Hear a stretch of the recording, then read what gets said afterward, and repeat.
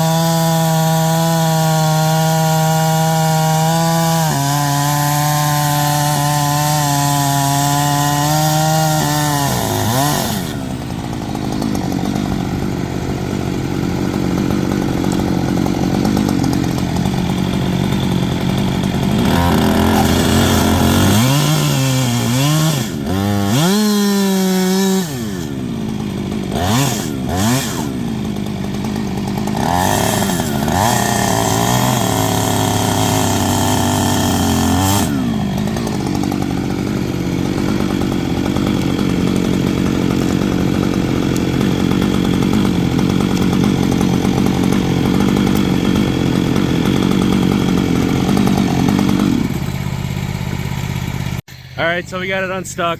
We're gonna start cutting again here.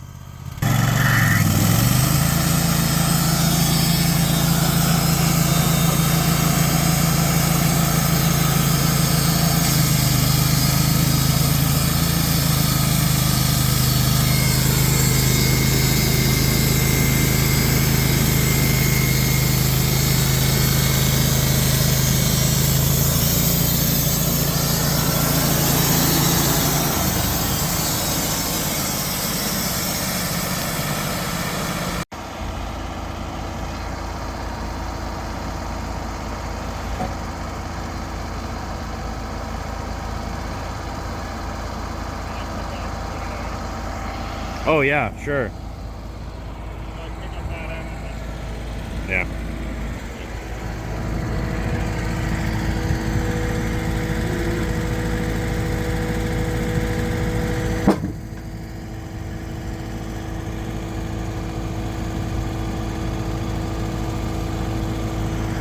The reason I'm using the skid steer here to move this is because it's big and awkward and it's actually quite heavy, so instead of us straining to pick it up and hurt ourselves, we're just going to move it with the skid steer quick because the skid steer is available, so let's use it.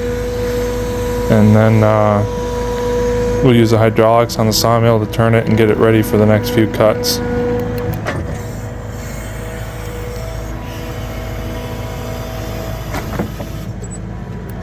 Looking at this log, you wouldn't think that it's that big, but in person it's actually a very large log.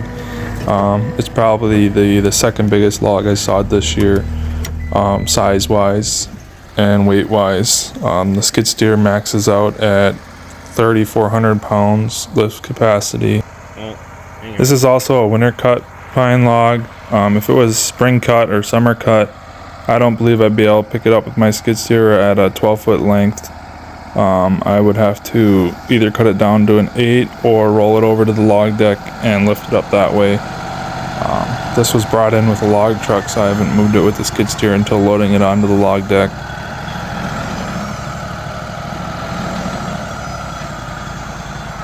The hydraulics on this sawmill are new to me. I just sold my other sawmill and replaced it with this one.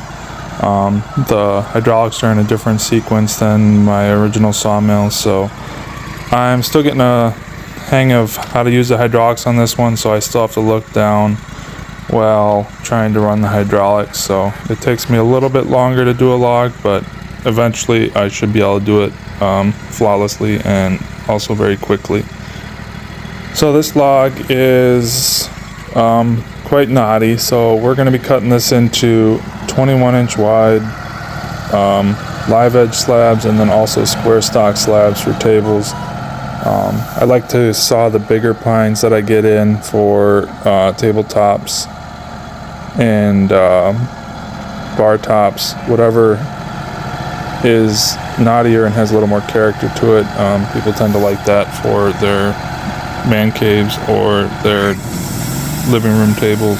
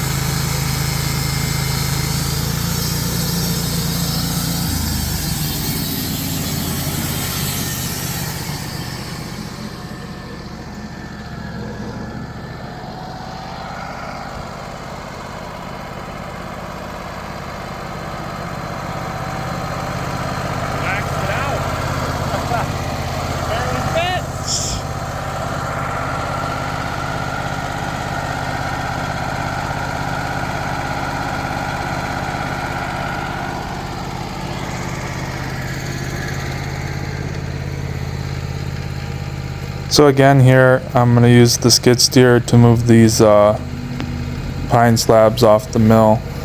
This is because the sapwood in these big logs tend to have a lot of moisture in it, and they're very heavy and awkward to move, so sometimes it's just easier to grab the skid steer and pull them off with the forks instead of manhandling and getting yourself tired and worked out.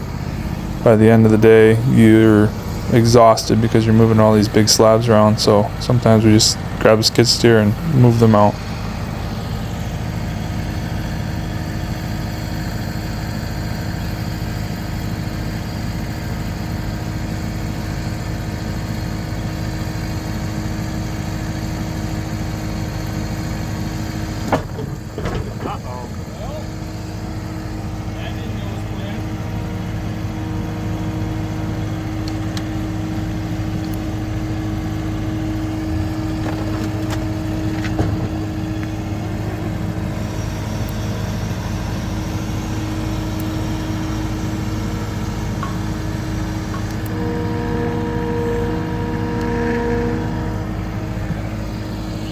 Thick.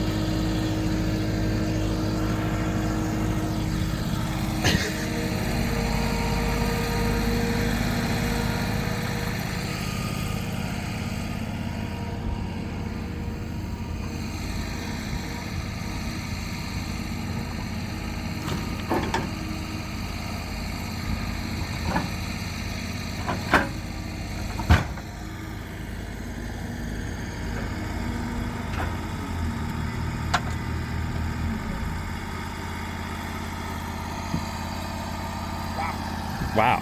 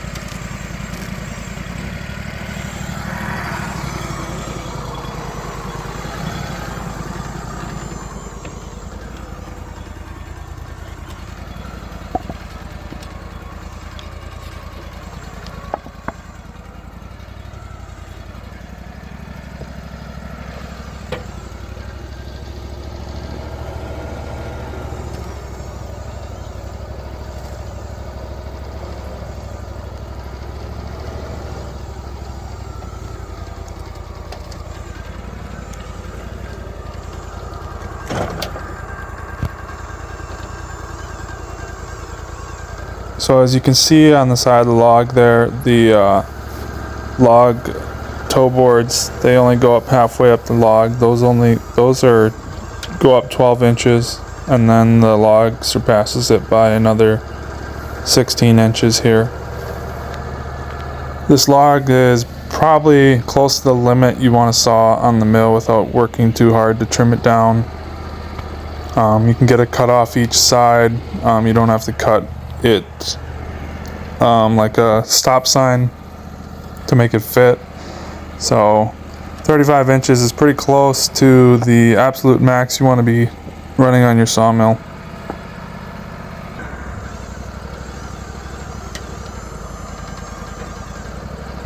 So like I said, I'm new to this sawmill, hydraulics on this one, so I'm still getting used to running the hydraulics. Here I raised it all the way up. Those hydraulic leveling boards, I raised them both up so I could get the bark out from underneath the log and then set it down gently. There's a small sliver of bark stuck, so it's easier just to pick it both up, and then the bark fell out and I can set it back down, and then the log is square and flat and ready for cutting.